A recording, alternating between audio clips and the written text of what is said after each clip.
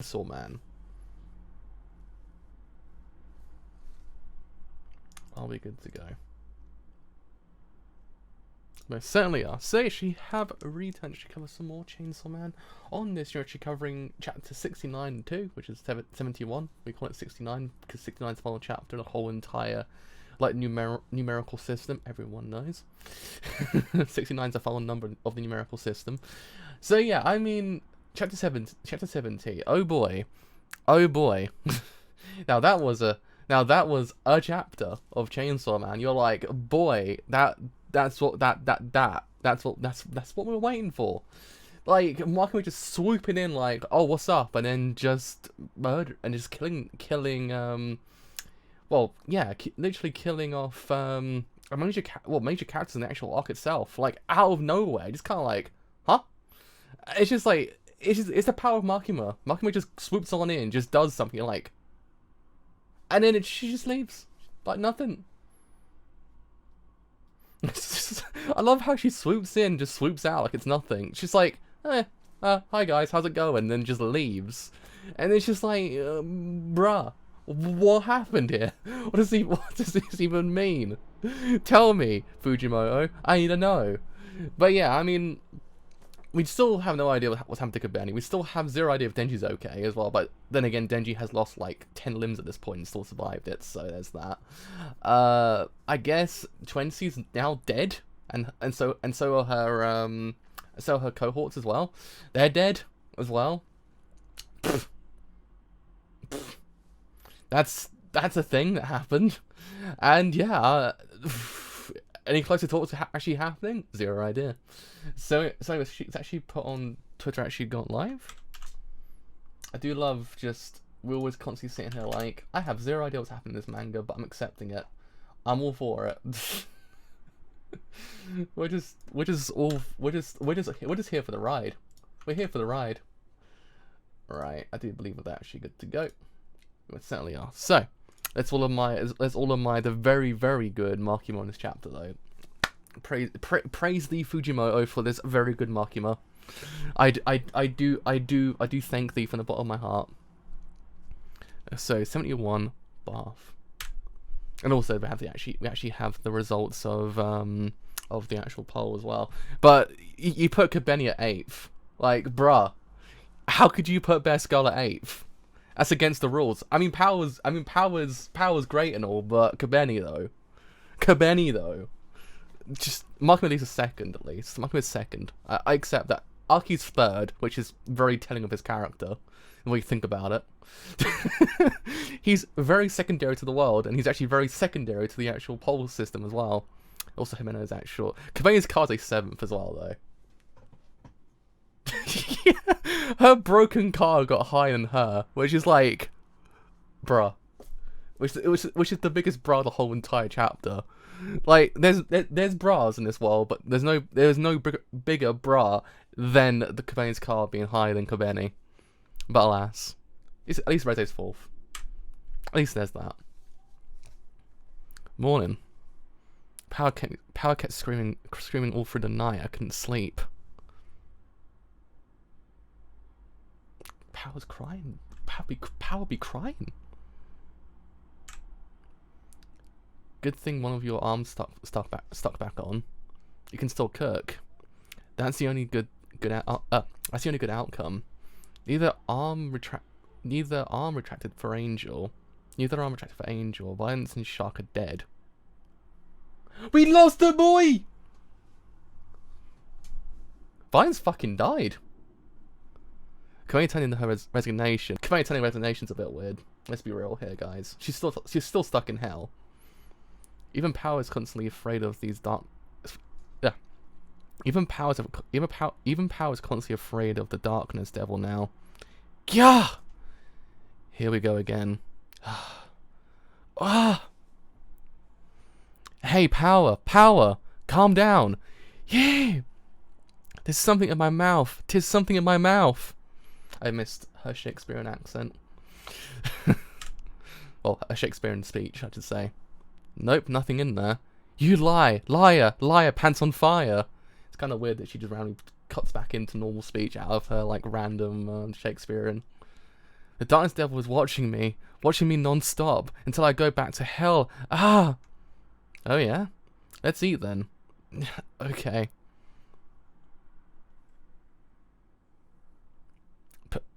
Poison.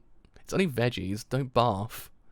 Makima's strong. I guess she's going on that trip even after what happened. Have you visited Hayakawa in the hospital? I was just there. He said he didn't want his hostile food, so I ate it. I was impressed you can eat only a day after having your head cut off. Hey, gotta go eat to live. Hey, gotta eat to live. Denji, should we just go ahead and take that trip with just the two of us? Hell yeah, I'll go. Oh wait, I forgot. Power's in a bad way right now. She freaks out even if I leave her home alone. It's like she needs me, so you could always leave her at a public safety facility.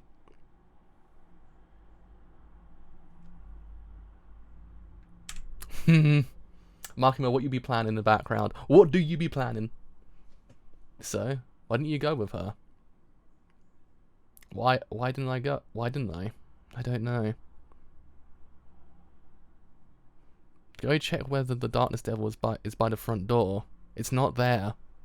I'm scared to go to the bathroom wait while I go. Sure, as long as you flush. Denji, yeah? What do you need this time?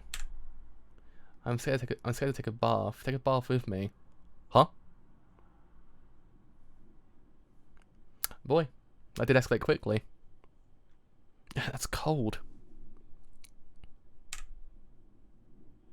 Ah! Behind me, I can feel the darkness devil behind me. Denji, behind me. Behind me. He's there. He's behind me. Yeah, I'm just starting to think there's something going on with there's something more going on here.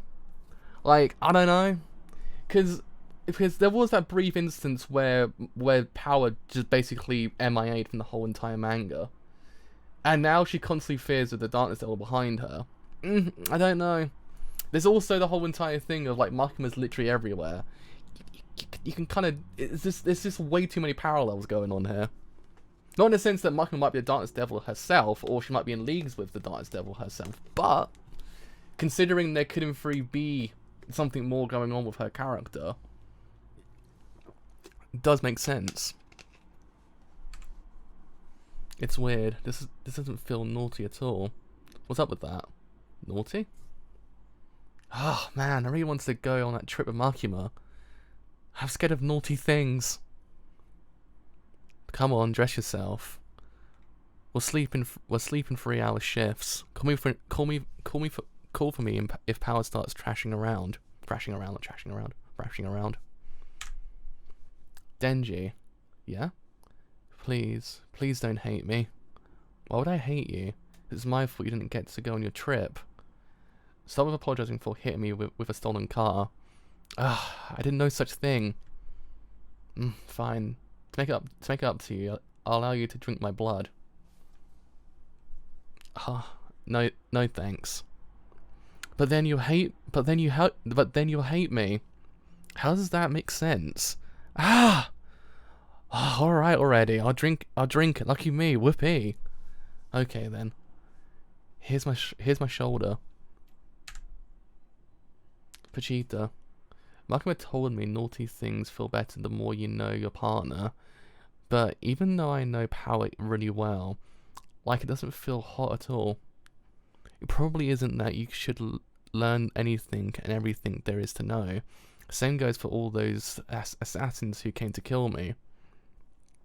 If I'd known their circumstances, learned what kind of people they were, then I probably would have felt crappy when they died.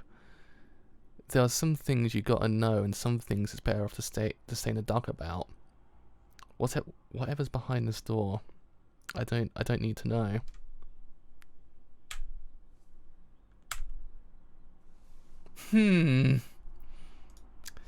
There do be a lot going on here, boys. There do be a lot going on here. Gotta be real. This is the chapter of. All right, Fujimoto, what you playing here? What you playing here? What's going on here? Yeah, I do actually see that. It does actually kind of remind me a little bit of Judah and Agni. It's weird because technically every single character in this whole entire because there was a life altering event that did in theory change Judah to actually become Luna. Well, not Luna, but you know, the deluded Luna, essentially. The whole entire manga is so fucked up the more I think about it. But yeah, it's a life altering event that changed her to actually then be Luna. The same thing kind of applies here. The life altering event that Fujimoto tends to actually kind of include in most of his mangas at this point is literally like that event. So beforehand it was what we saw in Fire Punch, and today this manga it's Hell itself. Hell was the changing of every single character, because technically every single character has in theory changed slightly. Aki's kind of a little bit more I don't know. Aki beforehand was a little bit, he was done with life. He was out. But even more so now, he doesn't really have that sense of like he wants to continue. Like it's just a sense that he's kind of just given up. That he's just kind of there. He's just kind of existing at this point. The only person who's kind of still vibing, so to speak, is Makima, which kind of rubs me the wrong way as well. Why is she the only character who's complete A-OK after the whole entirety of, like, basically watching her team get destroyed by Hell itself, literally? Like, how is she completely A-OK? Kabeni literally just vanished. Like, she isn't gone. She isn't gone, she's vanished. And Makima's just completely A-OK about it. She's not once kind of just said, well, shit, guys, we lost a lot of people in that arc. Like, it's nothing like that at all. And it feels weird. It doesn't feel right at all. Every single moment, you're kind of like, what's she trying to do here? Is she trying to whittle down her team for no reason? Like, because she is, essentially. She's whittling down her team to nothing. And even more so, the whole thing with Power's basically regressed to the point that she's almost childlike in a way now. The same thing happened to not Luna, but Judah. It gets confusing after a while to actually remember it's not Luna, it's Judah. But she's kind of regressed to being a childlike state again. So it's kind of interesting what's happened here. Like, she's kind of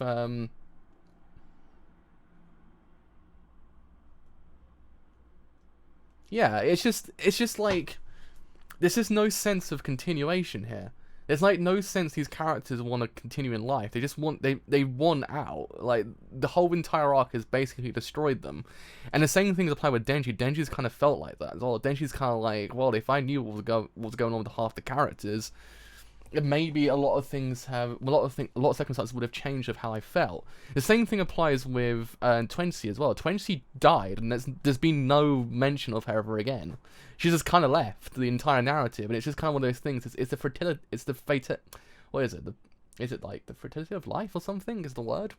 It's just it kind of feels like we don't get enough time with these characters. But it's a reason to why it's that way. Like, there has to be a reason to why Makima's just completely A-OK about everything. Like, she isn't just kind of like, oh fuck, a lot of people died in that arc. Like, Jesus Christ, I got to rethink these things through before I do anything. Like, there's got to be a reason behind why she's this way, because she's completely fine. And when Power constantly said that she fears the Darkness Level behind her all the time, I mean, yeah, we know the Darkness Level would have actually kind of left an impact on her as well, but going by what's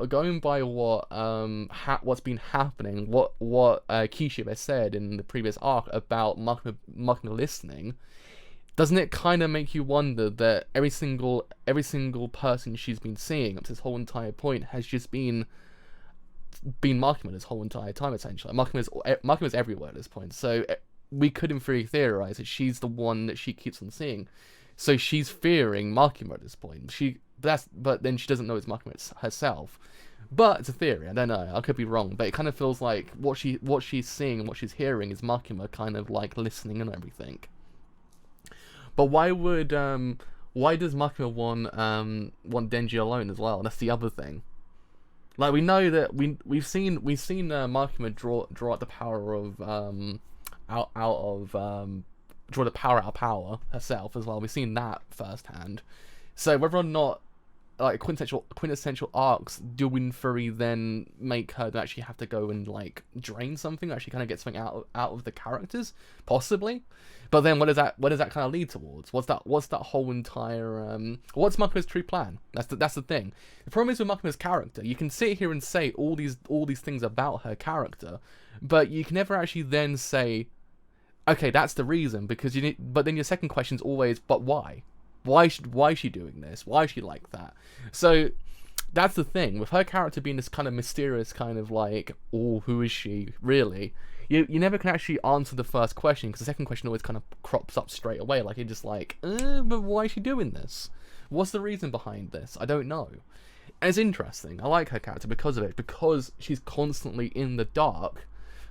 But then you can't then just say, oh, well, that's the reason why, because you can't then, because you're like, well, what's the reason behind it? Yeah, that's the thing. We don't have any threat of the horizon. Everyone's practically dead at this point, or dead inside.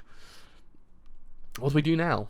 Like, unless something actually, but then, if someone else comes out of the woodwork, then it just kind of feels like, but why would everyone do anything at this point? No one cares. No one's just like, oh yeah, we got to take down that guy, because Aki's just like, I'm so fucking done. Denji's like, I'm so fucking done. Power's just power at this point. And then everyone else is just kind of just given up. So it's just kind of like, even if there's no sense of urgency to the plot, but it's done so in a manner that kind of makes sense. Like beforehand, cooldown time in between arcs is always kind of being like, all like, oh yeah, we need to calm down after a whole entire like, very very kind of crucial arc of the whole entire narrative. But here it's actually kind of cooldown time, but done in a way that's kind of like, well, the characters do feel like they just want to just leave. That's the only thing I can actually think of is Kishibe and Octopus Boy. The only two characters now who kind of are the only characters that actually have any sense of like urgency. But then again, what does Kishibe want? Yeah, but the thing with Kishibe, what does he truly want? Because if the whole entire thing is to take down Makima, what's the possible end goal for that? That's the problem. Like if you take down Makima, what happens then? Like we clearly know she's too powerful. You can't just go in there and be like, Makima, you're going down, because she will annihilate you. We know that already. We've seen it firsthand. So in that regard, you're kind of just sitting there going, okay, so what then? What then, boys? Like we can't take her down because we know Santa Claus tried to do it and died, literally. So there was that. Also, Kishibe wants to do anything, he can't because she's too powerful at this point. So how? What's the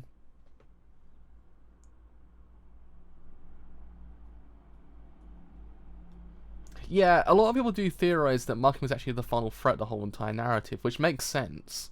Like maybe she is maybe in some capacity she actually is like, she's the I can't remember the word, but you know, she's encompassing of like the Gun Devil, because again, we have never seen the Gun Devil firsthand. He's just been mentioned. He's mentioned in this idea as an event that was catastrophic enough to actually kind of put a narrative into motion. But after that whole entire point, we've only ever seen him mentioned. We've never seen him. So, leading on to that whole entire idea, possibly the Gun Devil is just a name. He's just a name, and the actual threat is Makima. Makima's actually the true Gun Devil. The Gun Devil is just a threat name, essentially. Yeah, like I don't know. I don't personally think he's real. Like, I don't think the Gun Devil's real, because the Gun Devil being real, you would otherwise see him at this point. Like take for example of other shonen manga and anime as well. Like if Muzan, for example, from Kimetsu no Yaiba, he wasn't in the narrative so much, but he was always constantly mentioned. You actually saw him from time to time. Kind of saying to you, like, yeah, he's there. He's the threat. He's the big boy you got to take down. We know that we have to take him down in this narrative. We know to take down the Gun Devil, but who is he? Yeah, possibly. Because we've never seen him. We've only ever seen him mentioned. We've never seen him firsthand. So who's to say whether or not the Gun Devil was basically just a name that's given to a threat because you're meant to actually hold on to something. The whole entire thing with shonen manga and anime is you have to hold on to a character that you got to take down.